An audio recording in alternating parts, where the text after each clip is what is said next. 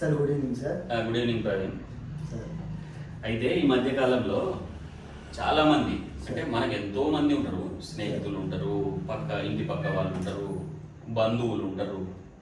ఇట్లాంటి వాళ్ళతోటి మనము కొన్ని పనులు తీసుకోవాల్సి వస్తుంది, లేదా పనులు మనం చేయవలసి వస్తుంది. ఇట్లాంటి సందర్భాల్లో వాళ్ళ నుంచి మనం ఏదో కొంత ఎక్స్పెక్టేషన్ పెట్టుకుంటాం. కొన్ని సందర్భాల్లో మన మీద మనకు కొన్ని ఎక్స్పెక్టేషన్స్ ఉంటాయి. ఈ విషయాన్ని మనం ఎట్లా అర్థం చేసుకోవాలి? అట్లా ఎక్స్పెక్టేషన్స్ పెట్టుకోవడం వల్ల అది జరిగినప్పుడు జరగనప్పుడు పరిణామాలు ఎట్లా ఉంటాయి? సార్ ఇప్పుడు మామూలుగా సార్ ఎక్స్పెక్టేషన్ అనేది రెండు రకాలుగా అనుకుంటాం సార్.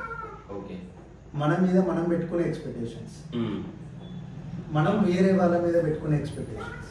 ఓకే, ఫస్ట్ మన మీద మనం పెట్టుకునే ఎక్స్పెక్టేషన్స్ అనుకుందాం సార్. మన మీద మనం పెట్టుకునే ఎక్స్పెక్టేషన్ వల్ల మనకి ఇబ్బంది లేదు సార్.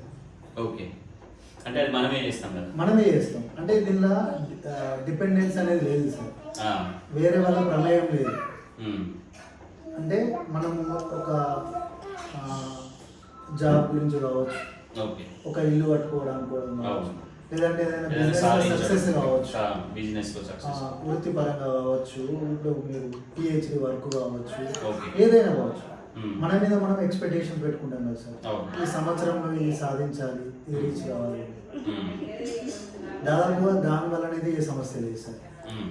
అంటే మన మీద మనం ఎక్స్పెక్టేషన్ పెట్టుకున్నప్పుడు ఆ పని మన ఆధీనంలోనే ఉంటుంది, మనమే చేస్తాము. దానికి అది ఫెయిల్యూర్ అయినా సక్సెస్ అయినా బాధ్యత మన మీదనే ఉంటుంది. కాబట్టి మనం దాని గురించి ఎక్కువగా బాధపడేది ఏమి ఉండదు కదా. ఉండదు. ఇంకొకటి నిందించడానికి కూడా ఏమి ఉండదు, వేరే వాళ్ళని నిందించలేము, మనల్ని మనం. ఇప్పుడు ఎందుకంటే మనము ఆ పనిలో సరే బయట ఎక్స్టర్నల్ ఫ్యాక్టర్స్ ఏమైనా ఉంటుండవచ్చు కొన్ని, కానీ మ్యాక్సిమం అయితే మన మీద డిపెండ్ అయి ఉంటుంది. కాబట్టి మనం పెద్దగా నిందించడానికి కానీ బాధపడడానికి కానీ ఏం లేదు సార్. సో మన మీద మనము ఎక్స్పెక్టేషన్ పెట్టుకున్నా పెట్టుకోకపోయినా దానివల్ల పెద్ద సమస్య అనేది ఏమి ఉండలేదు సార్. తర్వాత మన మీద మనము ఓకే, మన వరకు మనకు సమస్య లేదు, మరి ఇతరుల నుంచి మనం ఎక్స్పెక్టేషన్ అసలు ఎక్స్పెక్టేషన్ అనే పదానికి అక్కడ వస్తాం సార్. ఇప్పుడు మామూలుగా సార్ మనకు క్లోజ్ సర్కిల్ ఉంది సార్. ఓకే, ఇంకోటి beyond the close circle sir. Okay, రెండు రకాలు. మన క్లోజ్ సర్కిల్ తీసుకుందాం సార్. దానిలో మన చుట్టాలు, దగ్గర ఫ్రెండ్స్, మన ఫ్యామిలీ మెంబర్స్ ఇట్లా ఉంటారు కదా సార్. మనకి ఎక్కువ కమ్యూనికేట్ అయ్యే వాళ్ళంతా క్లోజ్ సర్కిల్లో ఉంటారు సార్. ఓకే, మన అంటే ఇది వరకు మన నుంచి వాళ్ళు ఏమైనా హెల్ప్ తీసుకోవడమో, వాళ్ళ నుంచి మనం హెల్ప్ తీసుకోవడమో ఇట్లాంటి పనులు జరిగి ఉంటాయి వాళ్ళు. తర్వాత క్లోజ్ సర్కిల్ కాని వాళ్ళు సార్, ఎక్కడో తెలిసిన వాళ్ళు, కాస్త పరిచయం ఉన్న వాళ్ళు, ఏదో అవసరానికి పరిచయమైన వాళ్ళు, మామూలుగా పేరు తెలిసిన వాళ్ళు ఇట్లా ఉంటారు కదా సార్. ఫస్ట్ రెండో వాళ్ళని చూద్దాం సార్. క్లోజ్ సర్కిల్ కాని వాళ్ళు బయట. ఇప్పుడు ఫర్ ఎగ్జాంపుల్ ఒక ఫోన్ కావాలనుకుంటారు సార్. ఒక ఫోన్ పాడైంది, మనం కొత్త ఫోన్ కావాలనుకుంటున్నాం. మనకేం తెలిసిందంటే అమెరికాలో యాపిల్ ఫోన్ అక్కడ కొంటే 15,000 తక్కువ అవుతుంది అని మనకు తెలిసింది సార్. తెలిస్తే ఇప్పుడు మనం ఏమనుకున్నామండి సార్, అక్కడ రేట్ తక్కువకి వస్తుందని అక్కడ ఎవరన్నా తెలిసిన వాళ్ళు ఉన్నారా, ఇండియాకి వచ్చే వాళ్ళు ఉన్నారా అని సెర్చ్ చేసినాం సార్. సెర్చ్ చేస్తే ఇప్పుడు 10th ఇంటర్లో మనకు కాస్త పరిచయం ఉన్న వ్యక్తి ఇండియాకి వస్తానని తెలిసింది సార్. తెలిస్తే ఎవరిని అడిగి మనం కాంటాక్ట్ నెంబర్ తీసుకొని తనకు కాల్ చేసినాం సార్. కాల్ చేసి ఇట్లా నాకు ఒక ఫోన్ కావాలనుకుంటున్నా, ఫోన్ తీసుకొస్తావా అంటే తప్పకుండా షూర్ తీసుకొస్తా అని చెప్పింది సార్. చెప్తే ఏమన్నామంటే మరి అకౌంట్ నెంబర్ చెప్పి నీ అకౌంట్లో ట్రాన్స్ఫర్ కొడతా అని చెప్పారు సార్. ఇదే తెల్లారింది. నెక్స్ట్ డే ఆయన ఏమన్నాడంటే మనము అకౌంట్ నెంబర్ కోసం కాల్ చేస్తే లేదు అన్న, అనుకోకుండా నాకు అర్జెంట్ మీటింగ్ ఉండడంతో సడన్గా ఇండియాకి వస్తున్నా, సో నేను ఫోన్ తీసుకురాలేకపోతున్నా అని చెప్పింది సార్. చెప్తే మనం బాధపడతామా? బాధపడతలేదు. ఎందుకు అంటే ఆయన అన్నోన్ పర్సన్ ఫస్ట్, ఈ అవసరానికి మాత్రమే పరిచయం అయ్యాడు. కాబట్టి ఆయన నేను తేనన్నా కూడా మనం పెద్దగా సరేలే ఆయన వీలైతే లేదు, ఇంకేమైనా సోర్స్ ఉందా అని చూస్తాం సార్.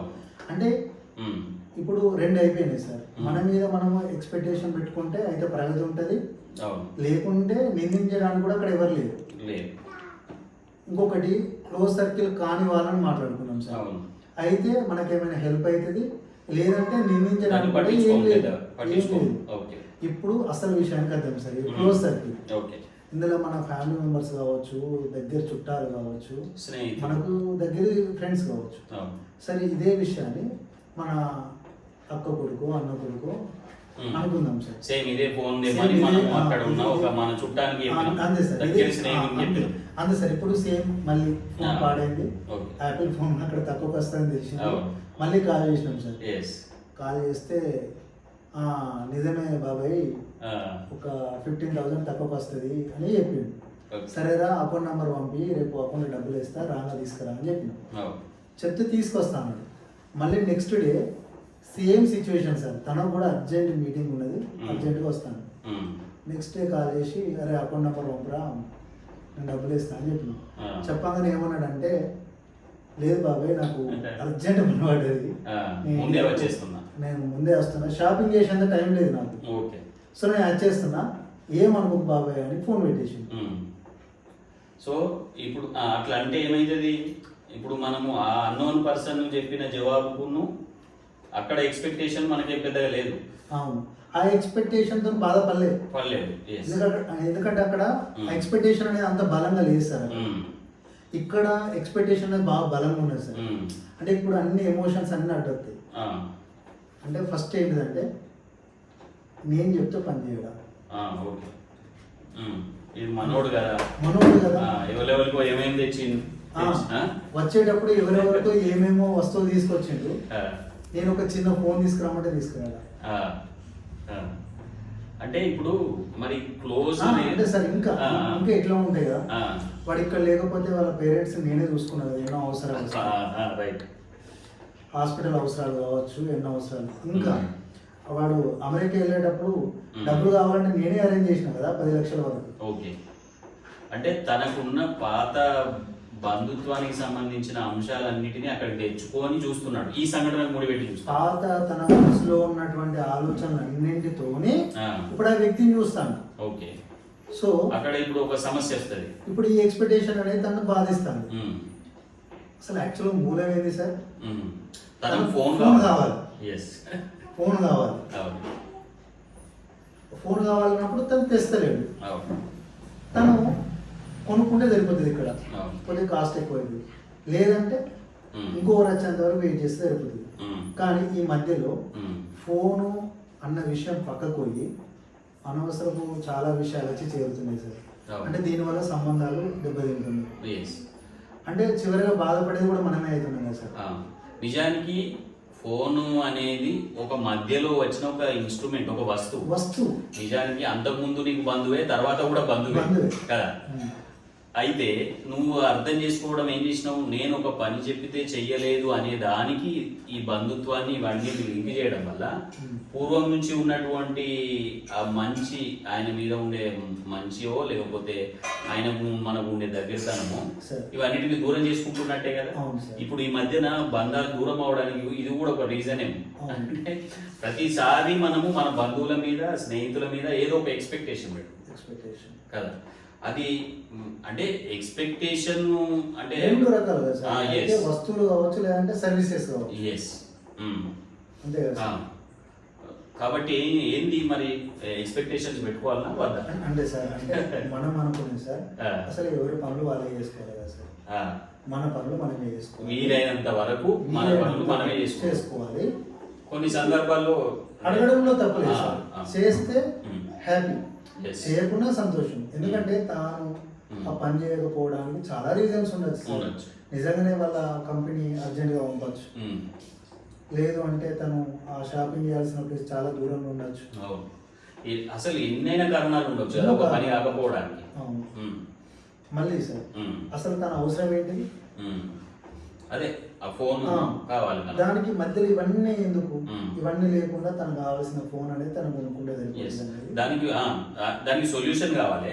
సొల్యూషన్ ఏంటిది, ఆయన ఒక్కడ తెస్తేనే ఫోన్ తెచ్చినట్టు కాదు కదా.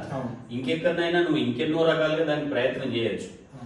ఆయన ముడిపెట్టకుండా నువ్వు దాన్ని ఆ సమస్య పరిష్కారాన్ని చూడాలి కానీ వ్యక్తికి ముడిపెట్టి చూడడం ఇక్కడ వల్ల వ్యక్తిని మధ్యలో తీసుకురావాలి. అదే అసలు సమస్య ఏంటిది? ఫోన్ కావాలి. ఫోన్ పరిష్కారం ఏంటిది? ఫోన్ ఇట్లా మనం తెచ్చుకోవాలి అంతే. అంతే. ఈ మధ్యలో వచ్చే వాటిని తీసుకోవాలి. ఆ. అంటే సార్ మొత్తంగా 3 విషయాలు మాట్లాడుకున్నాం సార్. ఒకటి మన మీద మనం ఎక్స్పెక్టేషన్ పెట్టుకోవడం అనేది మంచిదే.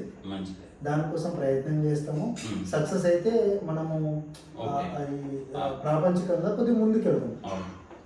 తర్వాత మనకు దగ్గరి సర్కిల్లో లేని వాళ్ళను ఏమైనా మనం వాళ్ళను అడిగినా ఆశించినా అక్కడ బాధపడతలేదు. ఎందుకంటే వాళ్ళకు మనకు ఎమోషనల్ బాండింగ్ అంతా లేదు కాబట్టి అక్కడ ఫీల్ అవుతుంది. అవును. ఎప్పుడైతే ఈ దగ్గర వాళ్ళు ఉంటారో ఆ దగ్గర వాళ్ళే మనం అడిగిన పని కానీ అడిగిన వస్తువు కానీ మనం ఇంకేదైనా హెల్ప్ కానీ చేయకపోతే ఇక్కడ మధ్యలో చాలా విషయాలు అడ్డంగా వచ్చి వాటన్నిటితోని ఆ వ్యక్తిని చూడడం వల్ల ఇంకా సఫర్ అవుతుంది. ఓకే. అయితే ఇప్పుడు నాకు ఇంకా ఇంకొక పాయింట్ అనిపిస్తాను. ఇప్పుడు ఉదాహరణకు మనం ఏమంటున్నాము, దగ్గర వాళ్ళ నుంచే ఎక్స్పెక్టేషన్ పెట్టుకుంటాము. అవును సార్. కదా, ఆ దగ్గర వాళ్ళని దూరం చేసుకుంటామా మరి ఈ చిన్న ఎక్స్పెక్టేషన్ తోటి? కదా, వాళ్ళు దగ్గర వాళ్ళే కదా. సో దగ్గర వాళ్ళే కాబట్టి ఉన్న విషయాన్ని చెప్పిండు అనుకోవచ్చు కదా. లేకపోతే ఏదో ఒక అబద్ధం ఆడి కూడా తప్పించుకోవచ్చు కదా సార్. అంటే భూమి మీద 800 కోట్ల జనాభా ఉన్నది అని అనుకుంటే మనకు అత్యంత దగ్గర ఉండేది ఉండేవి 20 మందో 30 మందో ఉంటారు సార్. అంతకు మించేది ఉండదు. మరి మనం చాలా క్లోజ్ సర్కిల్ అనుకునేది 20-30 మందిని దాడి ఉంటుంది సార్. అట్లాంటి వాళ్ళని మనం ఎందుకు దూరం చేస్తాం? అది అందుకే మన ఎక్స్పెక్టేషన్ తోటి మన దగ్గరి సర్కిల్లో ఉండే వాళ్ళను ఏదో వాళ్ళు ఒక పనిని చేయలేదనో, వాళ్ళ వలన ఒక పని కాలేదనో, మనకు తగ్గట్టుగా స్పందించలేదనో, మనం ఆశించినట్టుగా వాళ్ళు స్పందించలేదనో బంధాలను దూరం చేసుకోవాలి. ఒకసారి కాకపోతే ఇంకొకసారి అవసరం మనకు పడవచ్చు, వాళ్ళకు పడవచ్చు. కాబట్టి మంచి మంచి విషయము. ఇట్లాంటి విషయాల్ని అందరూ కూడా ఆలోచించాలి. ఓకే, ఓకే, మంచి.